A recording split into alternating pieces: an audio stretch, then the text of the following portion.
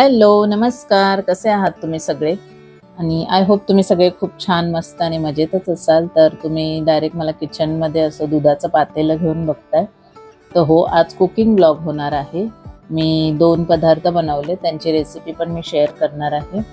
पण त्याआधी तुम्हाला मी हे इन्फॉर्म करते की या ब्लॉगमध्ये मी जर ट्रायपॉड लावला आणि कुकिंग करते तर मी बोलत का नाही आहे. तर ज्या दिवशी हा ब्लॉग मी शूट केला आहे त्या दिवशी आमच्या फ्लोअरवर थोडं काम चालू होतं आणि त्यामुळे बॅकग्राऊंडला खूप जास्त आवाज येत होता, म्हणून मग मला व्हॉइस ओव्हरच करावा लागतोय. तर म्हटलं मी हा ब्लॉग तुमच्याबरोबर शेअर करताना रेसिपी सांगत सांगत थोड्याशा गप्पा पण मारेन.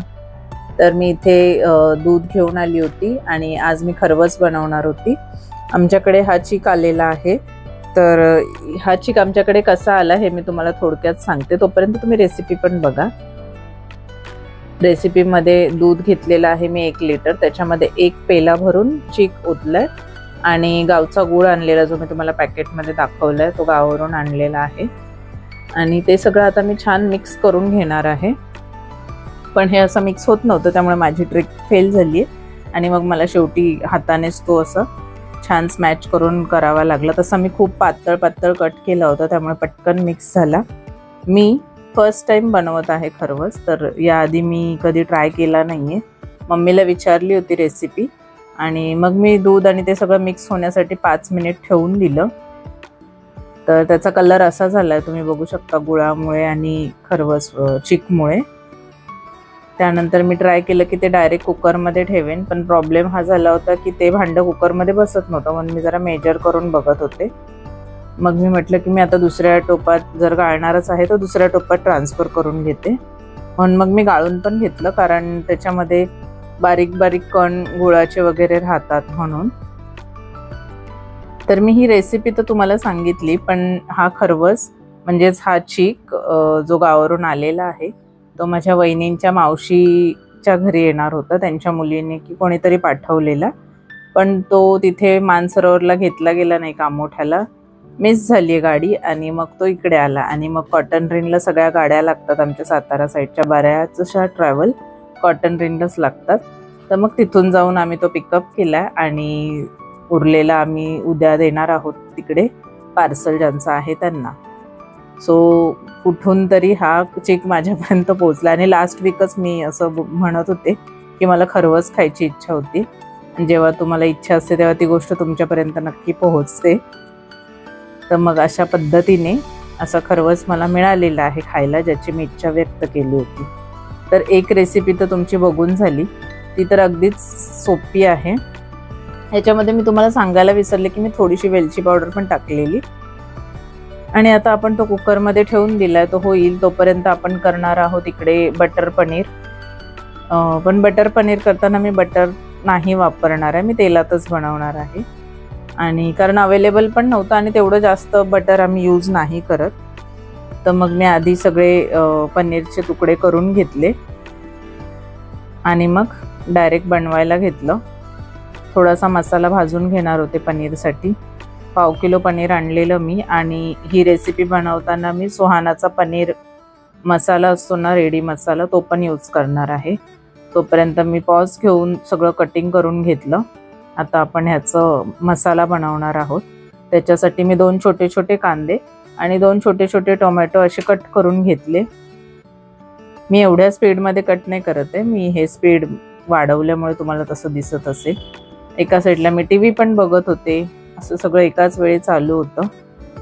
आणि थोडेसे काजू पण घेतले होते. आधी कांदा घातला, थोडंसं तेल घालून त्याच्यामध्ये, आणि कांदा थोडासा गरम झाल्यानंतर त्याच्यातच आपण काजू, टोमॅटो असं सगळं ॲड करणार आहोत.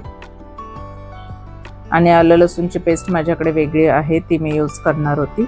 तर हे सगळं मी असं छान भाजून घेतलं आणि ते थोडा वेळ थंड होऊ दिलं, कारण पटकन मिक्सरला नाही लावतात. आणि मी मम्मीला विचारलं होतं की 3 शिट्ट्या झाल्यानंतर गॅस कमी करायला सांगितलं होतं तिने मला थोडा वेळ, आणि मग बंद करायला, म्हणून मी गॅस कमी करून ठेवला. तोपर्यंत इकडे मसाला थंड होईपर्यंत जसं किचनमध्ये असतो आपण तेव्हा थोडी थोडी कामं करतो, तसंच मी कोथिंबीर, कढीपत्ता, सगळ्या ज्या भाज्या बाहेरून आणलेल्या त्या भरून ठेवल्या डब्यांमध्ये, फ्रीजमध्ये साफ करून. आणि तोपर्यंत जे मसाला मला बारीक करायचा होता तो थंड पण झाला. तर मग मी आता ते बारीक करायला घेते. आणि मला अजून थोडा गरमच वाटत होता म्हणून मी तुम्हाला दिसते की पिठाचे गोळे बनवून घेतले चपातीचे. असं मी मध्ये मध्ये वेगवेगळी कामं करत असते. मल्टीटास्किंग करावं लागतं आणि सगळ्याच लेडीज करतात. तुम्ही ज्या पण लेडीज माझे व्हिडिओ बघताय त्यांना सगळ्यांनाच हे माहीत असेल की आपल्याला एका वेळी किचनमध्ये खूप जास्त कामं असतात. त्यामुळे मग मी जेव्हा जेव्हा मध्ये मध्ये वेळ मिळतो मी दुसरं काम करून घेते. जसं मी आत्ता मध्येच थंड होईपर्यंत भाज्या साफ केल्या आणि पिठाचे गोळे बनवून घेतले चपातीसाठी आणि ती पेस्ट बनवून ठेवली जी मसाल्याची घालायची आहे ती. आणि त्याच्यानंतर आता गॅस चालू केला आहे रेसिपी तुमच्याबरोबर शेअर करण्यासाठी. तर मी आत्ताच साफ करून ठेवलेला कढीपत्ता परत आणायला गेली. माझ्या लक्षातच नाही बाहेर ठेवायचा फोडणीसाठी, म्हणून मग मी परत घेऊन आली डब्यातून. आणि तोपर्यंत छान तेल कडकडीत तापलं होतं. आता आपण फोडणी घालणार आहोत आणि फोडणी घालताना मी खूप मागे मागे सरकत असते, मला थोडी तेलाची भीती वाटते म्हणून. तर मग तुम्ही आता आधी रेसिपी बघा. याच्यामध्ये मी केलेली ती पेस्ट घातली आहे आणि कढीपत्ता घातलाय.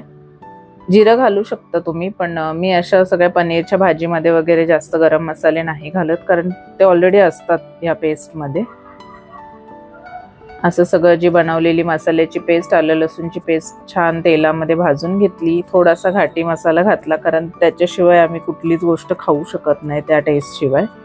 आता ती सवय झाली आहे म्हणून, त्यामुळे तो 1 चमचा तरी घालतेच मी.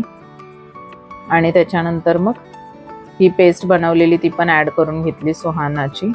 सुहाना मसाला जो आणला होता पनीरचा त्याची. आणि ह्या सगळ्याला छान तेल सुटू दिलं आणि मग त्याच्यामध्ये ॲड केलं पाणी. पाणी तुम्ही तुमच्या गरजेनुसार ॲड करू शकता. तुम्हाला किती ग्रेव्ही थिक पाहिजे आणि किती पातळ पाहिजे त्यानुसार. तर मी अशी ग्रेव्ही बनवून घेतली होती. हे उकळल्यानंतर मी याच्यामध्ये पनीर घालणार आहे. पनीर आपण फ्राय करून घेऊन पण घालतो. आणि इकडे मूवी लागला होता, सरजमीन मूवी पण बघत होते मी आणि त्याचबरोबर ही रेसिपी पण चालू होती. असं मी ह्याच्यामध्ये पनीर ॲड केलं. फ्राय करून नाही घातलं, असं छान लागतं आम्हाला, असं आवडतं म्हणून. आणि मध्ये मध्ये मी असं शूट करत होते इकडचं तिकडचं. त्यानंतर मग इकडे भाजी झाली होती रेडी. आणि आता आपण करणार आहोत गार्निश. गार्निश करण्यासाठी मी फ्रेश आणलेली कोथिंबीर धुवून टाकली आणि त्याच्यानंतर हे घातलं कसुरी मेथी, जी मस्ट असते अशा कोणत्याही रेसिपीमध्ये घालण्यासाठी. ती घातली आणि आपली पनीर मसाल्याची भाजी मस्त छान थिक ग्रेव्ही रेडी झाली आहे. आता पटापट चपात्या करून घेऊया. प्रत्येकी 2-2 अशा 6 चपात्या करायच्या होत्या मला. पटापट लाटायला सुरुवात केली मी. आणि मी आधी असे त्रिकोण करून घेते चपात्यांचे. बऱ्याच व्हिडिओजमध्ये मी चपात्या करताना शूट केलेला आहे आणि फक्त चपाती कशी करते ह्याचा पण ब्लॉग मी अपलोड केलेला आहे स्टार्टिंगलाच. तर मग मी असे सगळे त्रिकोण करून घेते आतमध्ये तेल घालून, लाईक पराठा टाईप असते चपाती. आणि मग पटापट चपाती लाटून घेते. माझी चपाती खूप जास्त मोठी असते, कारण छोट्या चपात्या करायला जमत पण नाहीत आणि वेळही नसतो. त्यामुळे मी पटापट 2-2 चपात्या लाटून घेतल्या. मध्येच मी TV पण बघत होती, कारण मला मूवी पण बघायचा होता. तो मूवी छान आहे, मला तरी आवडला. आणि त्याच्यानंतर मग चपात्या माझ्या सगळ्या रेडी झाल्या. तर मग ब्लॉग जर तुम्ही आत्ता इथपर्यंत बघताय तर प्लीज सबस्क्राईब करून टाका, कारण मग त्यामुळे माझा छोटासा चॅनल ग्रो व्हायला तुमची थोडीशी मदत होईल. त्यानंतर मग चपात्या झाल्यानंतर आम्ही जेवायला बसलो, डिनर करून घेतला. आज खूप सिम्पलसा डिनर होता, फक्त पनीरची भाजी, चपाती आणि जो खरवस मी बनवलेला आहे तो कसा झाला हे तुम्हाला पुढे ब्लॉगमध्ये कळेलच. पण तुम्हाला पनीरच्या भाजीची रेसिपी कशी वाटली किंवा आवडली का? तुम्ही अशा पद्धतीने करता की अजून कोणत्या वेगळ्या पद्धतीने करता? काही टिप्स असतील तर हे सगळं माझ्याबरोबर कमेंटमध्ये नक्की शेअर करा. आणि त्यानंतर तुम्ही बघून घ्या की आता पुढे रेसिपी कशी झालेली आहे आणि कसं होतं आमचा डिनरचा प्लेट. आणि ह्या ब्लॉगमध्ये तुम्हाला सगळ्यांना कोणाशी गप्पा मारल्यावर सगळ्यात जास्त छान वाटतं हे मला नक्की कमेंट करून सांगा. आई, जोडीदार की फ्रेंड्स, याच्यावरती कमेंट नक्की करा. अशी छानशी भाजी रेडी झालेली आहे, चपाती. आणि त्यानंतर मी खरवस ओपन केला. खूप छान झाला होता, म्हणजे टेस्टला तर खूपच भारी झाला होता. कदाचित मी भांड्यामध्ये ठेवून शिजवलं असतं तर अजून छान झालं असतं, पण मला वेळ पण नव्हता तेवढा, म्हणून मी डायरेक्ट कुकरमध्ये शिजवलं. तरी पण खूप जास्त टेस्टी झाला होता. मी 2 दिवस तरी आम्ही हा खरवस खाल्लेला आहे, मस्त एन्जॉय करून. तुम्हाला अजून खरवस बनवतानाच्या काही टिप्स सांगायचे असतील तर मला नक्की कमेंट करा. आणि तुम्ही सगळे पण या जेवायला. मी आता मूवी बघत बघत जेवण करते. भेटूयात आपण सगळे नेक्स्ट व्लॉगमध्ये. तोपर्यंत तुम्ही सगळ्यांनी मस्त काळजी घ्या. बाय.